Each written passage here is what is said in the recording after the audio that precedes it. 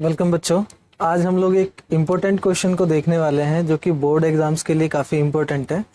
जो हमने एक क्लास ली थी ट्रिग्नोमेट्रिक रेशियोज की, जो टेबल्स में जो एंगल्स हम लोगों ने देखा था sin 0, sin 90 और इस तरीके से जो हमने एक टेबल क्रिएट किया था, उसी पर बेस्ड ये क्वेश्चन है, काफ़ी इम्पोर्टेंट है। तो चलिए शुरू करते हैं।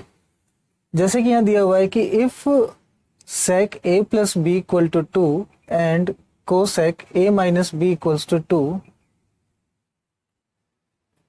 a plus b greater than equal to 0 or less than equals to 90 degree and a is greater than b, find a and b।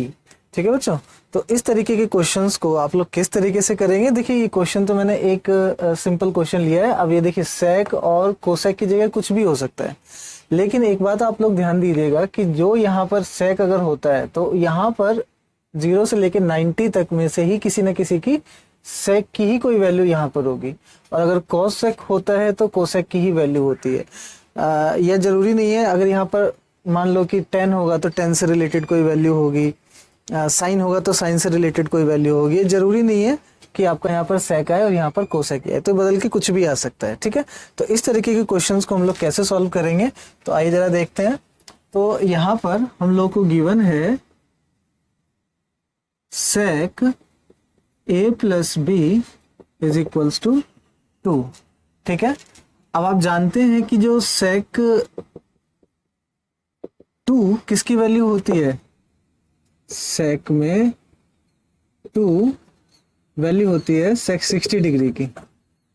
ठीक है, sec 60 डिग्री की वैल्यू 2 होती है। आई होप आप सभी लोगों को टेबल याद होगा, टेबल जरूर याद कर लीजिएगा, काफ़ी इंपॉर्टेंट चीज़ होती है और यहाँ तो यूज़ होगी, साथ में आगे की क्लासेस में भी आप लोगों के बहुत काम की चीज़ है, तो उसको यहीं पर आप लोग याद कर लीजिएगा। तो sec 60 डिग्री की वैल्यू है 2, तो यहाँ पर हम लिख सकते हैं sec 60 degree.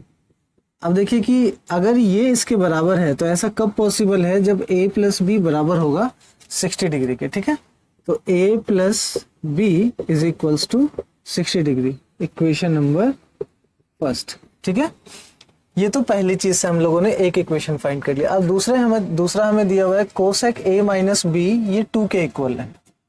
Again cosec a minus B it is equals to 2। अगर ये 2 के इक्वल है, हम जानते हैं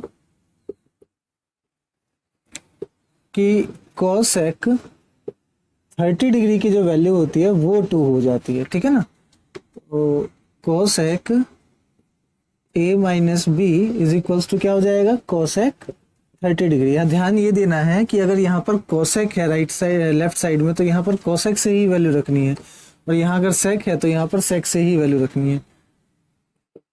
जैसे कि देखिए सेक और सेक न्यूट्रलाइज हो जाएगा, यहाँ पर बचेगा a minus B is equals to 30 degree. ये है आपका इक्वेशन नंबर सेकेंड। ठीक है, तो 2 इक्वेशन हमें मिल गया है। अगर हम इन दोनों इक्वेशन को ऐड कर देते हैं तो देख सकते हैं आप कि b जो है वो b को कैंसिल कर देगा।